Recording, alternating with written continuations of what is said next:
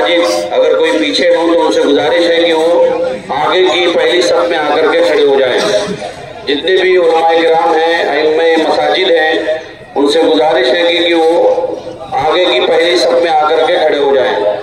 और तमामी हजरात से गुजारिश है कि वो दरमियान में वहाँ जगह छोड़ दे, दीवार से लग करके छोड़ दे जगह, ताकि पीछे जाने वालों के लिए सहूलत हो। हजरात आपसे गुजारिश है, अदब का लिहाज रखें, पीछे हट जाएं, कांधा देने की कोशिश ना करें, सिर्फ नमाज में शरीक हो। बस आप हजरात पीछे हो जाएं, वहीं रुक जाइए। आप लोग पीछे की तरफ चले जाइए, अभी पूरा मैदान पीछे खाली है। पीछे की तरफ चले आइए आप लोग।